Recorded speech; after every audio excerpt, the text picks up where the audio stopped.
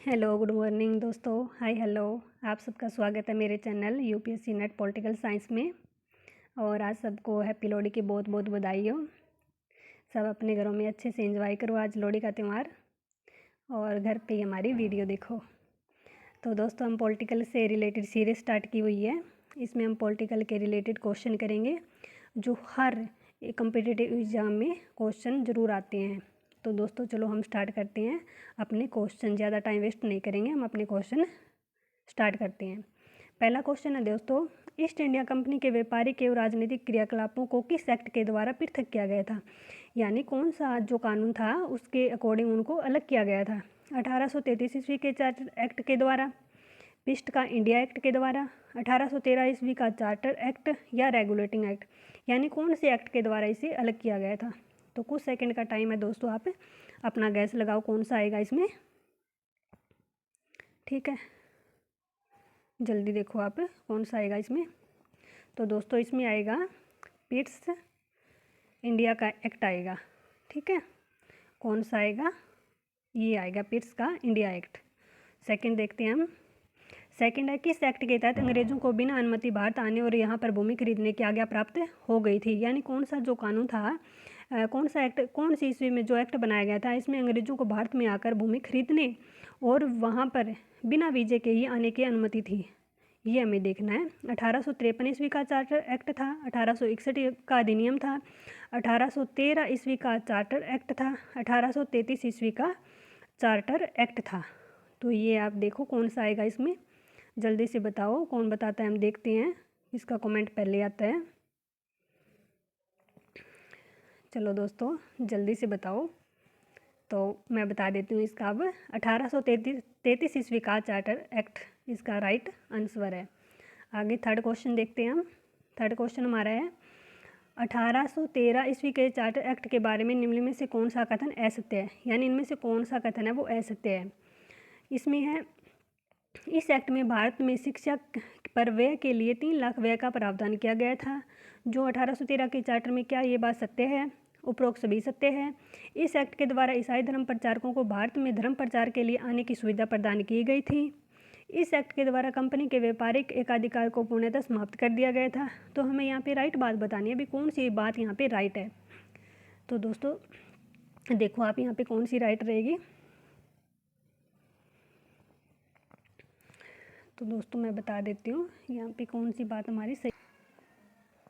तो दोस्तों इसमें हमारा राइट आंसर है, इस एक्ट के द्वारा ईसाई धर्म प्रचारकों को भारत में धर्म प्रचार के लिए आने की सुविधा प्राप्त हो गई थी। जो ईसाई धर्म थे उन्हें भी भारत में आकर अपने धर्म का प्रचार करने की सुविधा दी गई थी। ये था इसका राइट आंसर। ओके, अब हमारा आता है फोर्थ क्वेश्चन। फोर्थ देखते हैं हम क्या है। फोर्थ इसमें है, विधि सदस्य को गवर्नर जनरल की परिषद के पूर्ण सदस्य का दर्जा किस एक्ट के अनुसार दिया गया था? यानी कानूनी सदस्य को गवर्नर जनरल की परिषद के पूर्ण सदस्य का दर्जा किस एक्ट के अनुसार दिया गया था? इसमें है, भारतीय परिषद अधिनियम 1861 के द्वारा, भारतीय परिषद अधिनियम 1919 के द्वारा, 1833 ईस्वी के चार्टर एक्ट के द्वारा, 1853 ईस्वी के चार्टर एक्ट के द्वारा। तो देखो इसमें राइट आंसर कौन सा रहेगा हमारा, जल्दी से बताओ। देखते हैं यहाँ पे सबसे पहले किसका कमेंट आता है। तो दोस्तों इसमें राइट आंसर रहेगा 1853 ईस्वी के चार्टर एक्ट के द्वारा। ओके, अब हमारा अगला क्वेश्चन देखते हैं हम। अगला क्वेश्चन है हमारा, 1833 ईस्वी के चार्टर एक्ट के विषय में कौन सा विकल्प असत्य है? यानी 1833 ईस्वी में जो चार्टर बनाया गया था इसमें कौन सी बात है जो असत्य है, यानी सही नहीं है? कंपनी के व्यापारिक एकाधिकार को पूर्णतः समाप्त कर दिया गया था।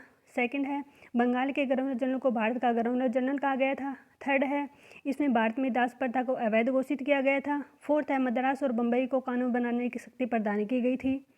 तो देखो आप इसमें कौन सा रहेगा राइट आंसर। Let's start.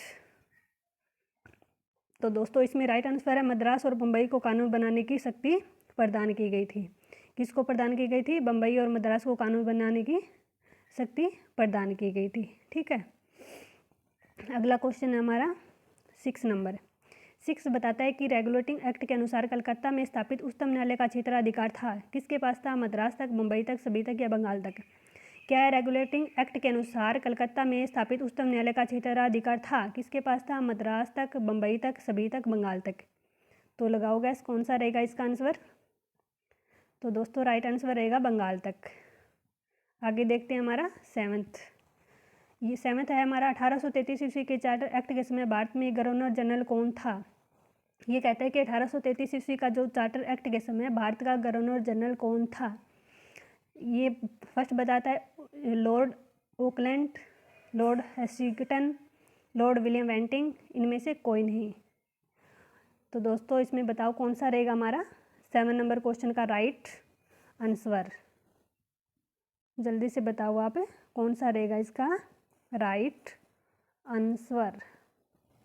तो दोस्तों इसका राइट आंसर है लॉर्ड विलियम बेंटिंक। उस समय क्या था? भारत का गवर्नर जनरल था। राइट।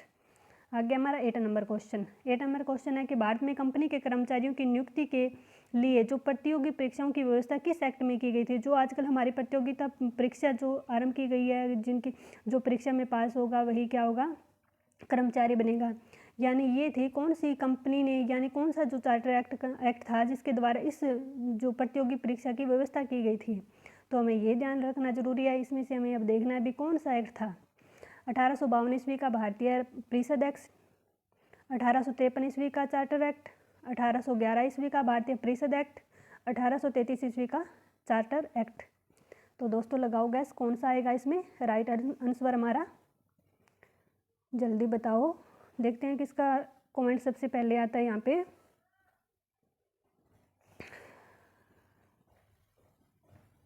हाँ।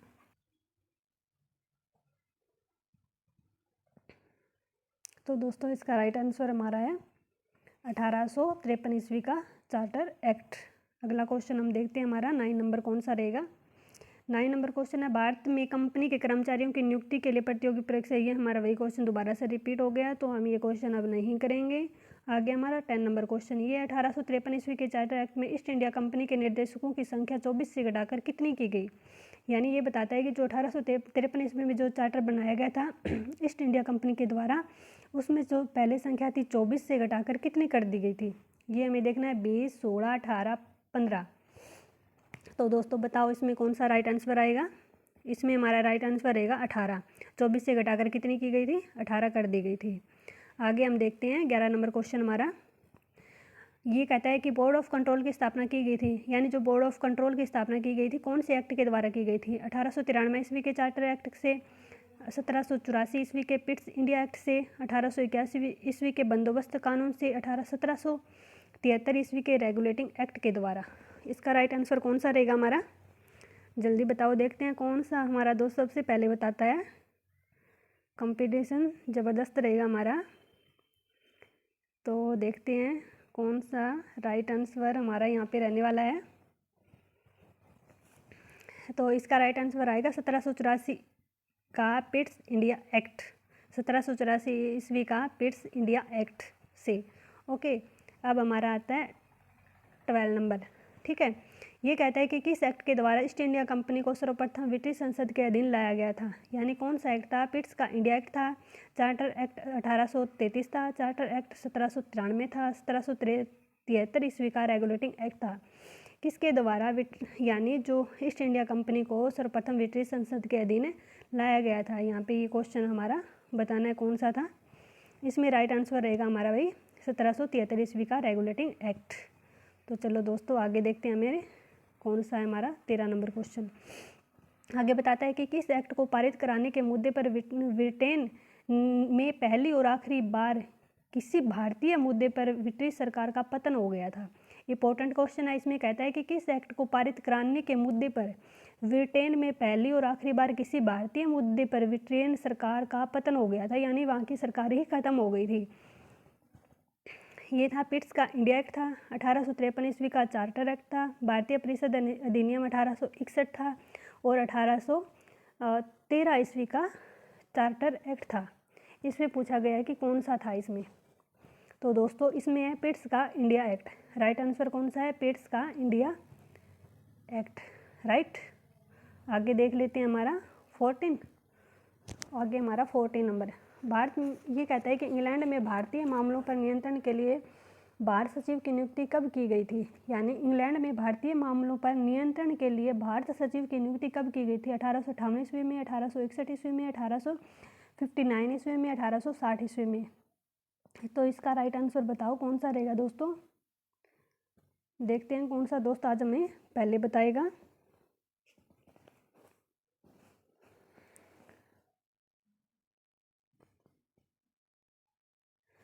चलो जल्दी से कमेंट करो आप, कौन सा रहेगा इसका।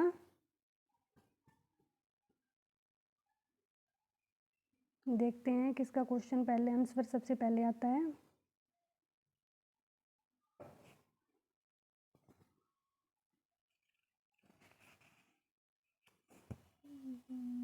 देखो देखो कौन। तो दोस्तों यहाँ पे राइट आंसर है हमारा 1858 ईस्वी में। ठीक है, कौन सा है? 1858 ईस्वी में। आगे देख लेते हैं हमारा 15 नंबर क्वेश्चन। ये कहता है कि गवर्नर जनरल को अध्यादेश जारी करने का अधिकार किस अधिनियम के द्वारा दिया गया था? यानी कौन से अधिनियम के द्वारा दिया गया था?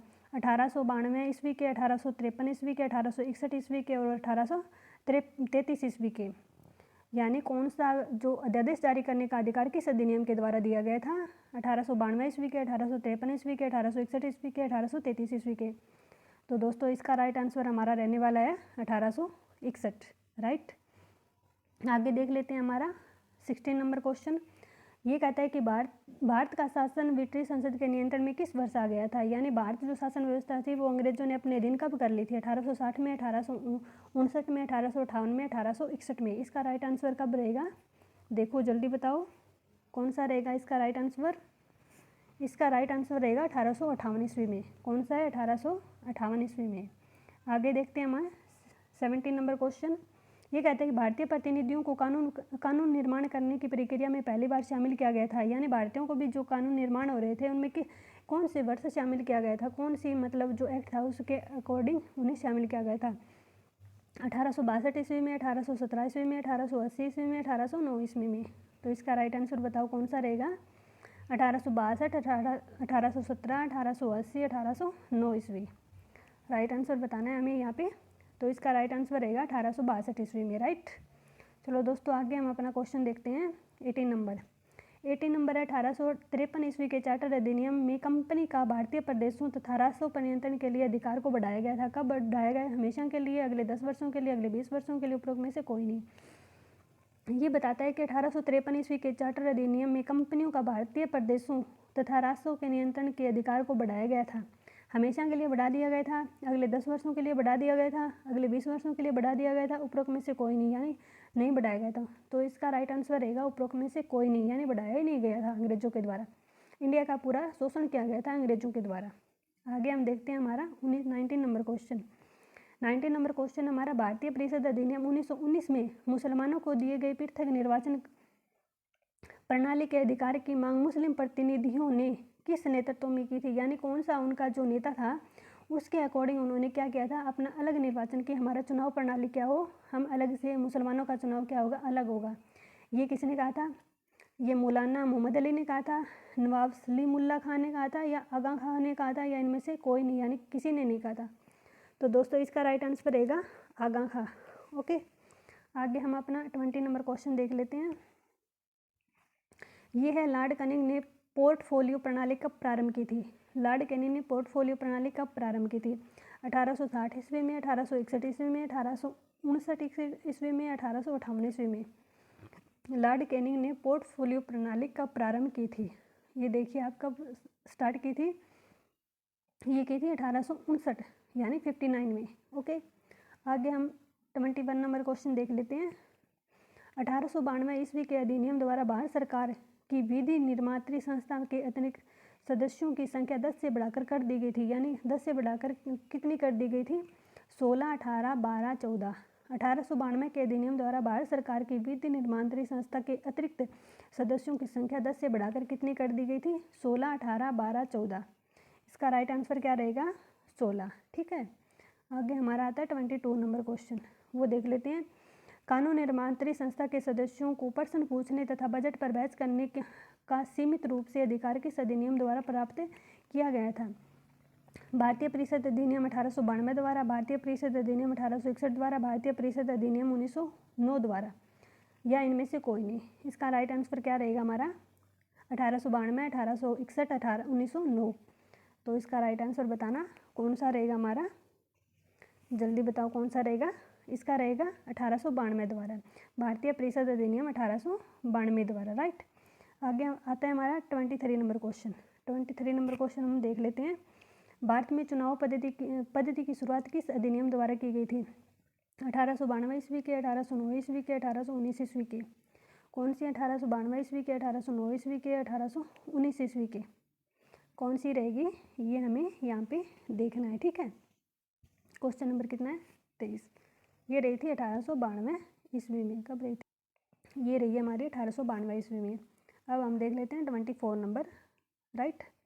ये कहता है कि भारतीय स्वतंत्रता का मैग्ना कार्टा कौन से अधिनियम को माना जाता है? भारतीय स्वतंत्रता का मैग्ना कार्टा कौन से अधिनियम को माना जाता है? 1858 ईस्वी का भारतीय शासन अधिनियम, 1853 ईस्वी का चार्टर अधिनियम, भारतीय शासन अधिनियम 1919, भारत सरकार अधिनियम 1935। ये कहता है भारतीय स्वतंत्रता का मैग्ना कार्टा किसे माना जाता है, यानी कौन से एक्ट को भारत का मैग्ना कार्टा कहा जाता है, ये हमें बताना है यहाँ पे, राइट। तो चलो दोस्तों स्टार्ट करो। कौन सा आएगा इसमें? इसमें आएगा 1858 का भारत शासन अधिनियम को क्या कहा जाता है? भारतीय शासन का मैग्ना कार्टा कहा जाता है। अब आता है दोस्तों हमारा लास्ट क्वेश्चन। हमारा लास्ट क्वेश्चन है 1784 ईस्वी के पिट्स इंडिया एक्ट से गठित बोर्ड ऑफ कंट्रोल समाप्त हुआ था, यानी बोर्ड ऑफ कंट्रोल कब समाप्त हुआ था? 1858 ईस्वी के अधिनियम से, 1853 ईस्वी के अधिनियम से, 1861 के अधिनियम से। तो इसका राइट कौन सा आंसर रहेगा हमारा? 1858 ईस्वी के, 1853 ईस्वी अधिनियम या 1861। तो दोस्तों बताओ इसका कौन सा रहेगा हमारा? ये रहेगा 1858 के अधिनियम से। तो चलो दोस्तों अब हमने अपने 25 क्वेश्चन कंप्लीट कर लिए हैं। दोस्तों उम्मीद करती हूँ कि आपको ये क्वेश्चन स्टार्ट किए मैंने ये पसंद आएंगे। तो दोस्तों आगे भी हमारी सीरीज यूँ ही चलती रहेगी। हम अपने कंप्लीट 2000 क्वेश्चन की सीरीज़ है वो पहले कंप्लीट करेंगे, फिर अन्य टॉपिक उठाएंगे। और दोस्तों ये हमारे एनी जो पेपर होते हैं उससे रिलेटेड है, यानी कोई भी पेपर आ जाए उसमें पॉलिटिकल से रिलेटेड हर पेपर में क्वेश्चन उठते हैं और हमारे इंपॉर्टेंट रहेंगे। तो चलो दोस्तों ओके बाय, टेक केयर, जय हिंद जय भारत। उम्मीद करती हूँ कि आप मेरी वीडियो पसंद करोगे और लाइक करोगे। बाय बाय दोस्तों।